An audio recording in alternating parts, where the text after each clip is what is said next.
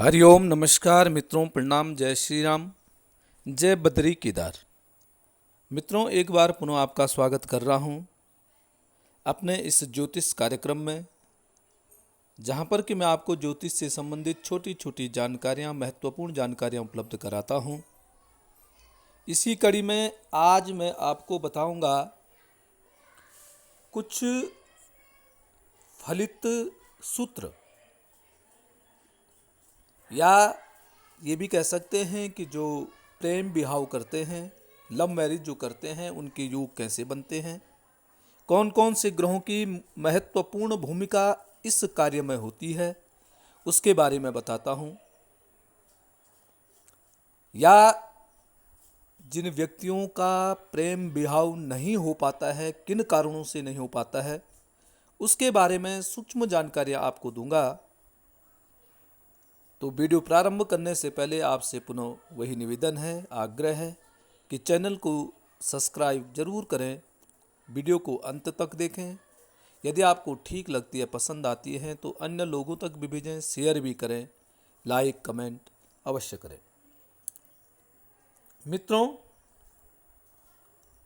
अब एक यह प्रचलन चल चुका है कि अधिकतर लोग प्रेम विवाह कर रहे हैं, अर्थात लव मैरिज ज़्यादा हो रही है।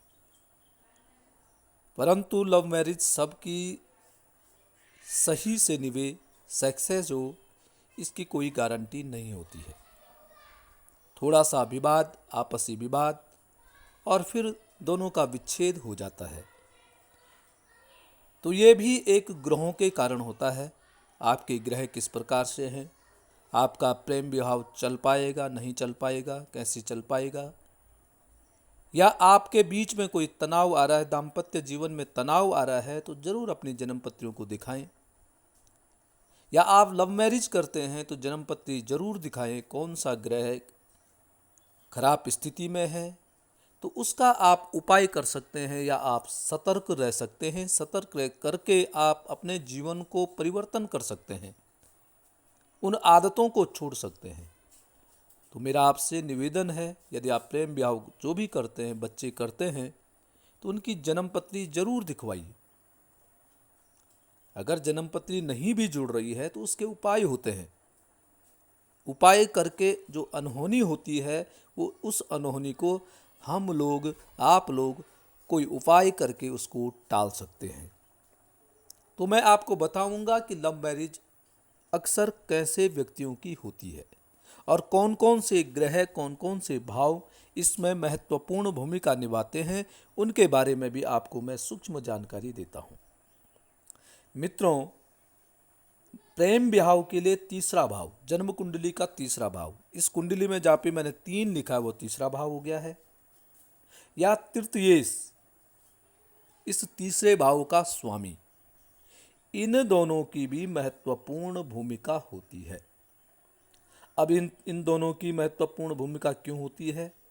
क्योंकि तीसरा भाव पराक्रम का भाव होता है, साहस का भाव होता है, और यह भाव साहस का प्रतिनिधित्व भी करता है। अर्थात व्यक्ति को जो साहस मिलता है वह तीसरे भाव से मिलता है, और यदि व्यक्ति में साहस नहीं है तो फिर वह कोई भी कदम नहीं उठा सकता है। ऐसा नहीं है कि प्रेम नहीं कर, प्रेम करता है, परंतु वह प्रेम विवाह तक पहुंच सके यह संभव नहीं है, क्योंकि व्यक्ति में साहस नहीं है। तो इसलिए तृतीय भाव को देखना पड़ता है कि ऐसे ये व्यक्ति साहसी है कि नहीं है। अब क्या देखना है, तीसरा भाव क्या देखना है?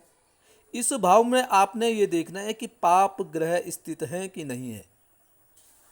यदि तीसरे भाव में कोई पाप ग्रह है तो ऐसा व्यक्ति क्या होता है? साहसी होता है, निर्णय लेने की क्षमता होती है, डरपोक नहीं होता है। जब यहाँ पर कोई पाप ग्रह, कोई क्रूर ग्रह बैठा होता है। पाप ग्रह, क्रूर ग्रह कौन है? सूर्य है, मंगल है, शनि है, राहु है, ये सब पाप ग्रह में आते हैं, क्रूर ग्रह में आते हैं। जिनके तीसरे भाव में ये ग्रह होते हैं वह व्यक्ति साहसी होता है, निर्णय लेने की क्षमता ऐसे व्यक्ति में होती है,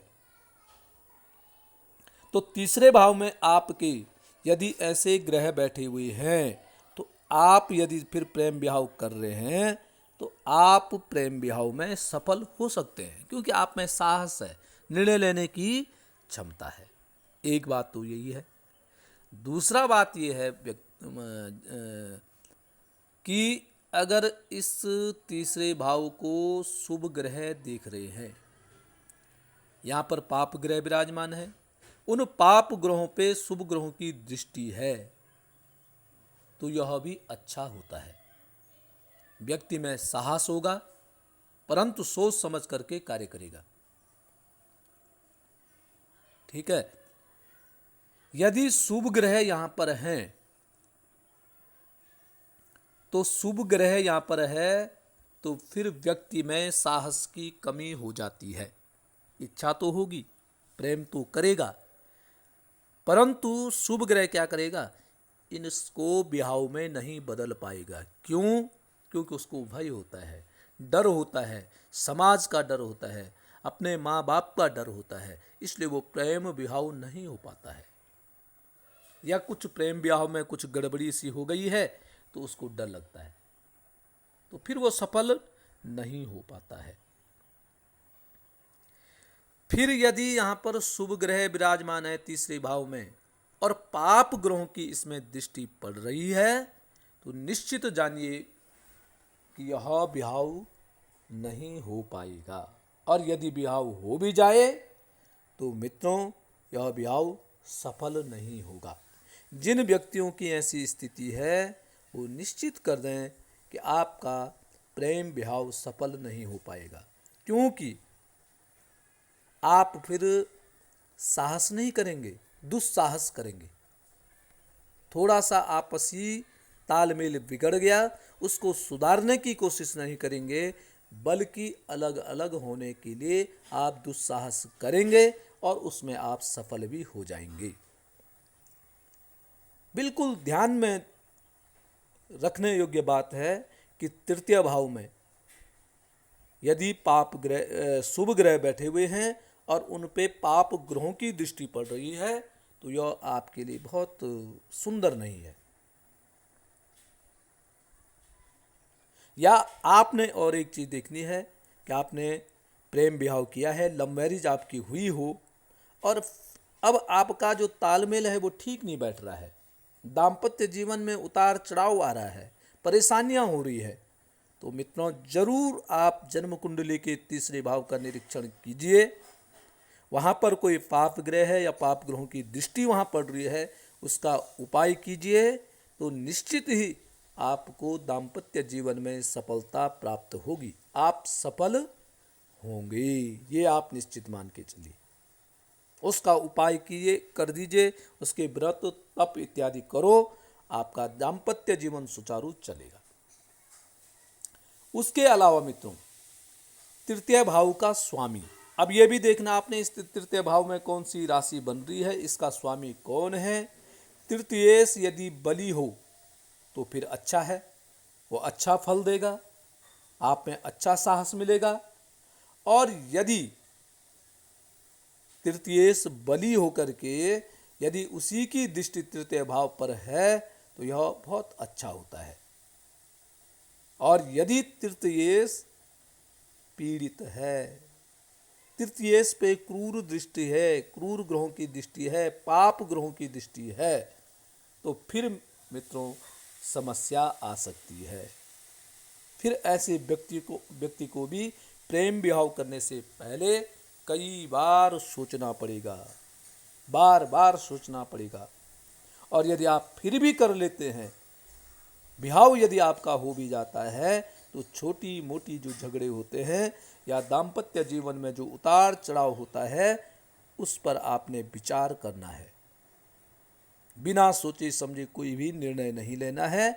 और आपको जन्म कुंडली का निरीक्षण अवश्य कराना है। मित्रों ये था तृतीयेश के बारे में। बाकी जो लव मैरिज होती है अन्य ग्रहों को भी उसमें देखा जाता है, अन्य ग्रहों की स्थिति भी उसको देखना पड़ता है, तब जाकर के कोई भी निर्णय लेना पड़ता है। तो मित्रों, ये था तृतीय भाव से संबंधित प्रेम विवाह में बाधा उत्पन्न करना या सफल होना। इसके बारे में आपको मैंने सूक्ष्म जानकारी दी है। आज के लिए बस इतना ही। कल पुनः किसी नई जानकारी के साथ आपके सामने प्रस्तुत होऊंगा।